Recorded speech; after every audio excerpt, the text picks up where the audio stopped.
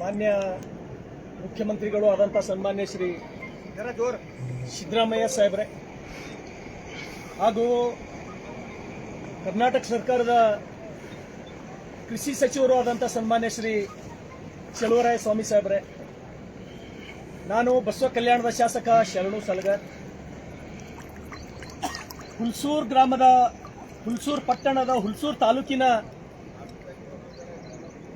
ನಮ್ಮ ರೈತರ ತೊಗರಿ ಬೆಳೆಯಲ್ಲಿ ನಾನು ವೀಕ್ಷಣೆಯನ್ನ ಮಾಡಿ ಏನೋ ರೈತರಿಗೆ ಸಾಂತ್ವನ ಹೇಳಬೇಕು ಅಂತೇಳಿ ನಾನು ಬಂದಿದ್ದೆ.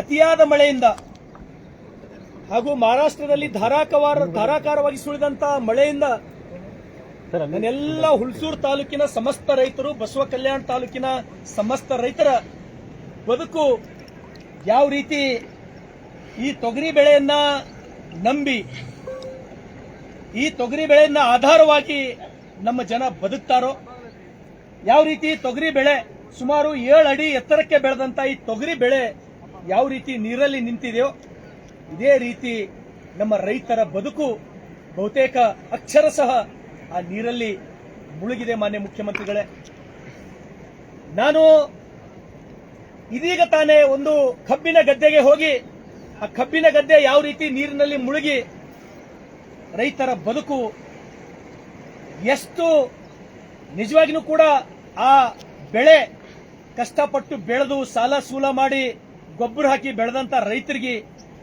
ಎಷ್ಟು ಕಷ್ಟ ಆಗ್ಬೋದು ಅಂತಕ್ಕಂಥದ್ದನ್ನ ನಾನು ಈಗಾಗಲೇ ನಿಮ್ಗೆ ತೋರಿಸಿದ್ದೇನೆ. ಈ ಭಾಗದ ರೈತರು ಕಲ್ಯಾಣ ಕರ್ನಾಟಕ, ಉತ್ತರ ಕರ್ನಾಟಕ, ವಿಶೇಷವಾಗಿ ಬೀದರ್ ಜಿಲ್ಲೆ, ಕಲಬುರಗಿ ಜಿಲ್ಲೆ, ಯಾದಗಿರಿ ಜಿಲ್ಲೆ, ನಮ್ಮ ರೈತರ ಬದುಕು ಯಾವುದರ ಮೇಲೆ ಅವಲಂಬನೆ ಆಗಿದೆ ಅಂದ್ರೆ ಈ ತೊಗರಿ ಮೇಲೆ ಮಾತ್ರ.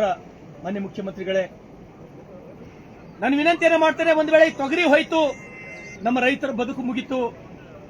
ನಮ್ಮ ತೊಗರಿ ಬರೀ ಒಂದು ಸ್ವಲ್ಪ ನೀರು ಹತ್ತಂದ್ರೂ ಇದು ಬಿಸಿಲು ಬಿತ್ತಂದ್ರೆ ಕೆಂಪುಗಾಗಿ ಹೋಗ್ತದ. ಇವತ್ತ ಸುಮಾರು 5 ಅಡಿ ನೀರೊಳಗೆ ನಿಂತಂತ ತೊಗರಿ ಬೆಳೆ ಏನಾಗಬಹುದು ಅಂತಕ್ಕಂಥದ್ದು ತಾವು ಕಲ್ಪನೆ ಮಾಡ್ಕೊಳ್ರಿ. ನಾನು ವಿನಂತಿಯನ್ನ ಮಾಡ್ತೇನೆ, ಒಳ್ಳೆ ಬೆಳೆ ಒಳ್ಳೆ ಮಳೆ ಆದ್ರೂ ಕೂಡ ನಮ್ಮ ರೈತರಿಗೆ ಕಷ್ಟ ತಪ್ಪಿದ್ದಲ್ಲ, ನಮ್ಮ ರೈತರಿಗೆ ಸುಖ ಇಲ್ಲ. ಈ ಭಾಗದ ರೈತರಿಗೆ ಒಳ್ಳೆ ಬೆಳೆ ಒಳ್ಳೆ ಮಳೆ ಆದ್ರೂ ಕೂಡ ಈ ಸಲ ಅತಿಯಾದ ಮಳೆಯಿಂದ, ವಿಪರೀತ ಮಳೆಯಿಂದ ರೈತರ ಬದುಕು ಬರಡಾಗಿದೆ. ನಾನು ಸಂಬಂಧಪಟ್ಟಂತ ಕಂದಾಯ ಇಲಾಖೆಯ ಅಧಿಕಾರಿಗಳಿಗೆ ಜೊತೆಯಲ್ಲಿ ಕರ್ಕೊಂಡು ಈ ಹೊಲದ ಮಾಲೀಕರಾದಂತ ರೈತರಿಗೆ ಸಂಗಡ ಕರ್ಕೊಂಡ್ಬಂದು ನಾನು ತಮಗೆ ತೋರಿಸ್ತಕ್ಕಂತ ಪ್ರಯತ್ನ ಮಾಡಿದ್ದೇನೆ. ಇದು ಒಂದು ಭಾಗ ಅಷ್ಟೇ. ಸಮಸ್ತ ಬಸವ ಕಲ್ಯಾಣದ ಎಲ್ಲ ಬೆಳೆ ಈ ಸಲ ನೀರಲ್ಲಿ ಮುಳುಗೋಗಿದೆ. ಆ ಏನು ಉದ್ದ ಹೆಸರ ರಾಶಿ ಆದ್ರೂ ಕೂಡ ಆ ರಾಶಿ ಒಯ್ದು ದನದ ಎದುರು ಇಟ್ಟರೂ ಕೂಡ ಇಂತಕ್ಕಂಥ ಪರಿಸ್ಥಿತಿ ಇಲ್ಲ. ರೈತರು ಯಾವ ರೀತಿ ಬದುಕಬೇಕು, ರೈತರ ಮುಂದಿನ ಭವಿಷ್ಯ ಏನು, ನಾವು ರೈತರು ಮಾತೆತ್ತರ ರೈತ ಜೀವನಾಡಿ, ರೈತನಿಂದೆ ನಮ್ಮ ಬದುಕಂತೇಳಿ ನಾವು ಎಲ್ಲರೂ ರಾಜಕಾರಣಿಗಳು ಭಾಷಣ ಮಾಡ್ತಾ ಇದ್ದೀವಿ. ಮಾನ್ಯ ಮುಖ್ಯಮಂತ್ರಿಗಳೇ, ನಾನು ನಿಮ್ಗ ಈ ಭಾಗದ ಶಾಸಕನಾಗಿ, ಇಲ್ಲಿ ಒಬ್ಬ ಜವಾಬ್ದಾರಿ ವ್ಯಕ್ತಿಯಾಗಿ ನಾನು ವಿನಂತಿಯನ್ನು ಮಾಡ್ತೇನೆ. ಇದು ತಾವು ಒಂದು ಹೊಲ ಅಷ್ಟೇ ನೋಡ್ತಾ ಇದ್ದೀರಿ, ಇದಕ್ಕಿಂತ ದುಸ್ಥಿತಿಯಲ್ಲಿರ್ತಕ್ಕಂಥದ್ದು, ಇದಕ್ಕಿಂತ ಕೆಟ್ಟ ಪರಿಸ್ಥಿತಿಯಲ್ಲಿರ್ತಕ್ಕಂಥದ್ದು ಸುಮಾರು 1,000 ಕಡೆ ತಾವು ಏನಾರ ಬಂದ್ರೆ ನಾನು ನಿಮಗೆ ತೋರಿಸಬಹುದು. 1,000 ಕಡೆ ಅದೆಷ್ಟು 1,000 ಹೆಕ್ಟೇರ್ ತೊಗರಿ, ಅದೆಷ್ಟು 1,000 ಹೆಕ್ಟೇರ್ ಸೋಯಾಬೀನ್, ಉದ್ದ ಹೆಸರು, ಎಳ್ಳ ಪ್ರತಿಯೊಬ್ಬರು ಬೆಳೆದು ದಸರಾ ದೀಪಾವಳಿ ಮಾಡಬೇಕು ಅಂತಕ್ಕಂಥ ರೈತರ ಬಾಯ್ದೊಳಗ ಈ ಸಲದ ಮಳೆಯಿಂದ ಮಣ್ಣು ಬಿದ್ದಿದೆ. ಮಾನ್ಯ ಮುಖ್ಯಮಂತ್ರಿಗಳೇ, ಕೃಷಿ ಸಚಿವರೇ, ದಯಮಾಡಿ ಏನು ಪಕ್ಕದ ಮಹಾರಾಷ್ಟ್ರದ ಮುಖ್ಯಮಂತ್ರಿಗಳು ದೇವೇಂದ್ರ ಫಡ್ನವೀಸ್ ಅವರು ಬಂದು ಈ ಭಾಗದಲ್ಲಿ ಇರ್ತಕ್ಕಂಥ ರೈತರಿಗೆ, ನಮ್ಮ ನೆರೆ ಜಿಲ್ಲೆ, ನನ್ನ ನೆರೆ ತಾಲೂಕಾ ನಿಲಂಗ ನಿನ್ನ ಬಂದು ಸ್ವತಃ ಮುಖ್ಯಮಂತ್ರಿಗಳೇ ಬಂದು ಹೊಲ ಓಡಾಡಿ ಆ ರೈತರಿಗೆ ಭರವಸೆ ಕೊಟ್ಟು ಹೋದ್ರು. 2,000 ಕೋಟಿ ಪರಿಹಾರ ಕೊಡ್ತಕ್ಕಂಥ ಕೆಲಸ ಈ 2 ಜಿಲ್ಲೆಗೆ ನಾನು ಮಾಡ್ತೀನಿ ಅಂತ ಹೇಳಿ ನೀವು ಪರಿಹಾರ ಎಷ್ಟು ಕೂಡ ನಂತರ ಅದು ತಾವು ಬರೇ ಬೆಂಗಳೂರಿಗೆ ಸೀಮಿತವಾಗದೆ, ನಿಮ್ಮ ಎಲ್ಲ ಮಂತ್ರಿಗಳು ಬೆಂಗಳೂರಿನ ಮಂತ್ರಿಗಳಾಗದೆ ಈ ಭಾಗಕ್ಕೆ ಅವ್ರು ಬರಲಿ, ಹೊಲ ಒಡ್ಯಾಡಿ ನೋಡ್ಲಿ ರೈತರ ಪರಿಸ್ಥಿತಿ ಏನಾಗ್ಯದ. ನೀವು ನಿಜವಾಗಿ ನೋಡಿದ್ರೆ ಮಾತ್ರ ಗೊತ್ತಾಗ್ತದೆ. ಮುಖ್ಯಮಂತ್ರಿಗಳೇ, ನಾನು ನೀರೊಳಗೆ ನಿಂತೀನಿ, ಮತ್ತೆ ಮಳಿ ಪ್ರಾರಂಭ ಅದ, ಮತ್ತೆ ಮಳಿ ನಿರಂತರ ಚಾಲು ಅದ. ಮುಖ್ಯಮಂತ್ರಿಗಳಿಗೆ ನನಗೆ ವಯಸ್ಸು 50, ಇಂಥ ಮಳೆ ಎಂದು ನಾನು ಬಂದಿದ್ದು ಎಂದೂ ನೋಡೇ ಇಲ್ಲ. ಅಷ್ಟು ಧಾರಾಕಾರ ಮಳೆ. ನಮ್ಮ ಹಿರಿಯರು ಹೇಳ್ತಾ ಇದ್ರು, ಆ 1972 ಬರಗಾಲ ಇದಕ್ಕಿನ್ನ ಗುಣಪ ಅಂತ ಹೇಳ್ತಿರು. ಅಂತ ಹಸಿ ಬರಗಾಲ ನಮ್ಮ ಭಾಗ ಹಸಿ ಬರಗಾಲಕ್ಕೆ ಒಳಗಾಗಿದ್ದಾರೆ. ಹಾಗಾಗಿ ತಾವು ನೋಡ್ರಿ, ನೀವು ಎಲ್ಲಿ ತನ ಹೋದ್ರೂ ಕೂಡ ಈ ರೀತಿ ಈ ತೊಗರಿ ಬಿಟ್ಟರೆ ನಮ್ಮ ರೈತರಿಗೆ ಬದುಕೇ ಇಲ್ಲ. ಇದು ಒಂದೇ ನಮಗೆ ಏನಾರ 4 ದುಡ್ಡು ಕೊಡ್ತಕ್ಕಂತ ಬೆಳೆ. ಬರೀ ಬಸವ ಕಲ್ಯಾಣ ಅಷ್ಟೇ ಅಲ್ಲ, ಹುಣಸೂರು ಅಷ್ಟೇ ಅಲ್ಲ, ಬೀದರ್ ಜಿಲ್ಲೆ ಪರಿಸ್ಥಿತಿ ಇದೆ. ಎಲ್ಲೂ ನೀವು ಹೋರಿ, ಆ ಕಬ್ಬು ಒಂದು ಬಿಟ್ರೆ ಎಲ್ಲಾ ಬೆಳೆಗಳು ಈ ಸಲ ಸಂಪೂರ್ಣ ನಾಶ ಆಗಿ ಹೋಗಿದೆ. ರೈತರಿಗೆ ದಯಮಾಡಿ ಇನ್ನೇನು ಒಂದು ವೇಳೆ ತಾವು ಒಂದು ನಿಗದಿತ ಸಮಯದಲ್ಲಿ ತಾವಾಗಲಿ, ತಮ್ಮ ಸಂಬಂಧಪಟ್ಟಂತ ಕೃಷಿ ಸಚಿವರಾಗಲಿ, ಕಂದಾಯ ಇಲಾಖೆಯ ಅಧಿಕಾರಿಗಳಾಗಲಿ, ತಾವು ಬಂದು ನೋಡಿ ಇಲ್ಲಿನ ಪರಿಸ್ಥಿತಿ, ಅಥವಾ ಶರಣು ಸೆಲ್ಗರ್ ಇಲ್ಲಿ ಹೇಳಿದ್ದು ನಿಜಾನೋ ಅಥವಾ ಇಲ್ಲೋ, ಇಲ್ಲಿ ಎಷ್ಟು ಮಿಲಿಮೀಟರ್ ಮಳೆ ಬೇಕಾಗಿತ್ತು ವರ್ಷಕ್ಕೆ, ಎಷ್ಟು ಮಿಲಿಮೀಟರ್ ಮಳೆ ಜಾಸ್ತಿ ಆಗಿದೆ, ಅದೆಷ್ಟು ಜನರ ರೈತರು ಬದುಕು ಬರಡಾಗಿದೆ ಅಂತಕ್ಕಂಥದ್ದು ತಾವು ಒಂದು ವೇಳೆ ಬಂದು ನೋಡಿದ್ರೆ ಮಾತ್ರ. ಮುಖ್ಯಮಂತ್ರಿಗಳೇ, ತಾವು ಇಲ್ಲಿ ಬಂದ್ರೆ ನೀವು ಕಣ್ಣೀರು ಹಾಕ್ತೀರಿ. ನನಗೆ ಗೊತ್ತದ, ತಾವು ಒಬ್ಬ ರೈತನ ಮಗ, ತಾವು ಬಡತನದ ಮನೆಯಿಂದ ಬಂದವರು. ನೀವು ಒಂದು ಕಡೆ ರೈತರಿಗೆ ಉಳಿಸ್ತಕ್ಕಂತ ಪ್ರಯತ್ನ ಮಾಡಿಲ್ಲ ಅಂದ್ರೆ ಯಾರು ರೈತರಿಗೆ ಉಳಿಸಬೇಕು? ಹಾಗಾಗಿ ನಾನು ನಿಮಗೆ ಕೈ ಮುಗಿದು ವಿನಂತಿಯನ್ನು ಮಾಡ್ತೇನೆ, ಒಂದು ವೇಳೆ ಈ ಸಲ ಬಂದು ನೀವು ನಮ್ಮ ರೈತರಿಗೆ ಸಮಂಜಸವಾದಂತಹ ಪರಿಹಾರ, ಎಲ್ಲ ರೈತರು ಈ ಸಲ ಇನ್ಶೂರೆನ್ಸ್ ಕಟ್ಟ್ಯಾರ, 4 ವರ್ಷದಿಂದ ಇನ್ಶೂರೆನ್ಸ್ ಕಟ್ಕೋತಾ ಬಂದಾರ. ಒಂದು ಇನ್ಶೂರೆನ್ಸ್ ಕಂಪನಿಯಿಂದ ರೈತರಿಗೆ ಇನ್ಶೂರೆನ್ಸ್ ಸಿಕ್ಕಿಲ್ಲ.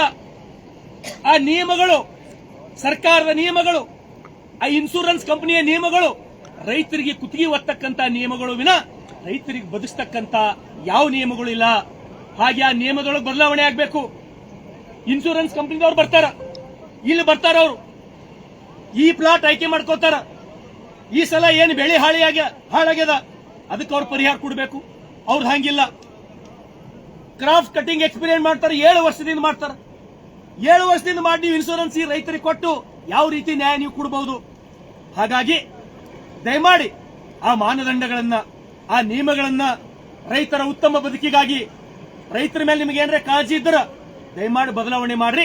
ಕೈಜೋಡಿಸಿ ವಿನಂತಿಯನ್ನ ಮಾಡ್ತೇನೆ. ಸಮಸ್ತ ಬಸವ ಕಲ್ಯಾಣದ ರೈತರ ಪರವಾಗಿ, ಸಮಸ್ತ ಬೀದರ್ ಜಿಲ್ಲೆ ರೈತರ ಪರವಾಗಿ ಬಹುತೇಕ ನನ್ನ ಧ್ವನಿ, ನನ್ನ ಕಳಕಳಿ, ನನ್ನ ಆವಾಜ್ ನಿಮಗೆ ಮೂಡ್ತದ, ಅಥವಾ ಯಾವುದೇ ಅಧಿಕಾರಿಗಳು ಮಾಧ್ಯಮದ ಮುಖಾಂತರ ನಿಮಗೆ ಮೂಡ್ತದ? ಯಾವ ರೀತಿ ತೊಗರಿ ನೀರಾಗಿ ನಿಂತದೋ ಇದೇ ರೀತಿ ನಮ್ಮ ರೈತರ ಬದುಕು ನೀರಾಗಿ ಮುಳುಗ್ ಹೋಗ್ಯದ ಮಾನ್ಯ ಮುಖ್ಯಮಂತ್ರಿಗಳೇ. ಹಾಗಾಗಿ ಒಂದು 4-6 ದಿವಸಗಳಲ್ಲಿ ತಾವು ಬರ್ರಿ, ಒಂದು ಹೆಲಿಕಾಪ್ಟರ್ ಮಾಡ್ಕೊಂಡು, ಅಥವಾ ನಿಮ್ಗೆ ಹೊಲ ನನ್ನಂಗೆ ನೋಡ್ಲಿಕ್ಕೆ ಆಗಲ್ಲ, ನಾನು ಹೋಗ್ತೀನಿ, ಒಂದು ಹೆಲಿಕಾಪ್ಟರ್ ಮಾಡ್ಕೊಂಡು ತಾವು ವೀಕ್ಷಣೆ ಮಾಡ್ರಿ. ನಮ್ಮ ರೈತರ ಪರಿಸ್ಥಿತಿ ಏನದ ಅಂತಕ್ಕಂಥದ್ದು ತಾವು ನೋಡಿ ಆದಷ್ಟು ಬೇಗನೆ ಈ ರೈತರಿಗೆ ಭರವಸೆ ಕೊಡ್ರಿ. ನಿಮ್ ಹಿಂದೆ ನಾನಿದ್ದೀನಿ, ನಿಮಗೆ ಪರಿಹಾರ ಕೊಡ್ತೀನಿ, ನಿಮಗೆ ಇನ್ಶೂರೆನ್ಸ್ ಕೊಟ್ಟಕ್ಕಂತ ಕೆಲಸ ಮಾಡ್ತೀನಿ ಅಂತ ಹೇಳಿ ನೀವು ಬಂದು ಭರವಸೆ ಕೊಟ್ಟರೆ ಮಾತ್ರ ನಮ್ಮ ರೈತರು ಬದುಕಬಲ್ಲರು ಮಾನ್ಯ ಮುಖ್ಯಮಂತ್ರಿಗಳೇ. ಹಾಗಾಗಿ ನಾನು ಮತ್ತೊಮ್ಮೆ ನಿಮ್ಗೆ ಕೈ ಜೋಡಿಸಿ ವಿನಂತಿಯನ್ನು ಮಾಡ್ತೇನೆ. ಆ ರೈತರಿಗೆ ಕಾಪಾಡ್ತಕ್ಕಂತ ಕೆಲಸ ನಿಮ್ಮಿಂದ ಆಗಬೇಕು. ನಾನು ಒಬ್ಬನೇ ಬಂದಿಲ್ಲ, ಇನ್ನೂ ಸಾಕಷ್ಟು ಅಧಿಕಾರಿಗಳು, ತಾಲೂಕ್ ಪಂಚಾಯತಿಯ ಕಂದಾಯ ಇಲಾಖೆಯ ಸಾಕಷ್ಟು ಅಧಿಕಾರಿಗಳು ಅವ್ರಿಗೆ ಒಳಗೆ ಬರಲ್ಲ ಅನ್ನೋ ಕಾರಣಕ್ಕೆ ಅವ್ರು ಬಂದಿಲ್ಲ. ನಾನೆಲ್ಲ ನನ್ನ ಟೀಮ್ ಜೊತೆ ಬಂದಿನಿ. ನಿಮ್ಗೆ ಕೈ ಮುಗಿತೀನಿ. ಆದಷ್ಟು ಜಲ್ದಿ ನನ್ನ ಧ್ವನಿ ನಿಮಗೆ ಕೇಳ್ತದ ಅಂತ ಹೇಳಿ ತಿಳ್ಕೊತೀನಿ. ನಾನು ಆದಷ್ಟು ಬೇಗನೆ ಇವತ್ತ ನಮ್ಮ ಕಂದಾಯ ಸಚಿವರಾದಂತ ಕೃಷ್ಣ ಬೈರೇಗೌಡರು, ಕೃಷಿ ಸಚಿವರಾದಂತ ಚಲುವರಾಯಸ್ವಾಮಿ ಅವ್ರಿಗೆ ಮುಂದೆ ಕಳಿಸ್ರಿ. ಇಲ್ಲಿನ ಪರಿಸ್ಥಿತಿ ಏನಾಗಿದೆ ನೋಡ್ರಿ. ಮತ್ತೆ ಧಾರಾಕಾರ ಮಳೆ ಈ ಭಾಗದೊಳಗೆ ಕಳೆದ ಸಲ ಮೇ ತಿಂಗಳದೊಳಗ ಪ್ರಾರಂಭ ಆದಂತ ಮಳೆ ಇವತ್ತಿಗೂ ಮಳೆ ಪ್ರಾರಂಭದ ಸತತ 5 ತಿಂಗಳಿಂದ ಮಳೆ. ಹಾಗಾಗಿ ಆದಷ್ಟು ಬೇಗನೆ ಬಂದು ಈ ರೈತರಿಗೆ ಭರವಸೆ ಕೊಟ್ಟು, ಒಂದು ಎಕರೆಗೆ ನಾನು ಜಾಸ್ತಿ ಕೇಳ್ತಾ ಇಲ್ಲ, ಒಂದು ಎಕರೆಗೆ ಒಂದು 25,000 ಕೊಟ್ಟರೆ ನಮ್ಮ ರೈತರು ನಿಟ್ಟುಸಿರು ಬಿಡಬಹುದು, ಬದುಕಬಹುದು, ಸರ್ಕಾರದ ಮೇಲೆ ಭರವಸೆ ಇಟ್ಕೋಬಹುದು. ತಾವೇನಾದ್ರೂ ಮಾನ್ಯ ಮುಖ್ಯಮಂತ್ರಿಗಳೇ ಈ ಸಲ ಬಂದು ರೈತರಿಗೆ ಪರಿಹಾರ ಕೊಡ್ತಕ್ಕಂತ ಕೆಲಸ, ಆ ಇನ್ಶೂರೆನ್ಸ್ ಕಂಪನಿಗಳಿಂದ ಇನ್ಸೂರೆನ್ಸ್ ಕೊಡ್ತಕ್ಕಂತ ಕೆಲಸ ತಾವೇನಾದ್ರೂ ಸಮರ್ಪಕವಾಗಿ ಮಾಡಿದ್ರ ನನ್ನ ಭಾಗದ ರೈತರಿಗೆ ತಾವು ದೇವರ ಕಾಣ್ತೀರಿ ಮಾನ್ಯ ಮುಖ್ಯಮಂತ್ರಿಗಳೇ. ಹಾಗಾಗಿ ನಿಮ್ಗ ಸಮಸ್ತ ರೈತರ ಪರವಾಗಿ ನಾನು ವಿನಂತಿಯನ್ನ ಮಾಡ್ತೇನೆ, ತಾವು ಆದಷ್ಟು ಬೇಗನೆ ಬಂದು ನನ್ನ ರೈತರಿಗೆ ನ್ಯಾಯ ಕೊಡಿಸ್ತಕ್ಕಂತ ಕೆಲಸ ನಿಮ್ಮಿಂದ ಆಗಲಿ. ಧನ್ಯವಾದಗಳು.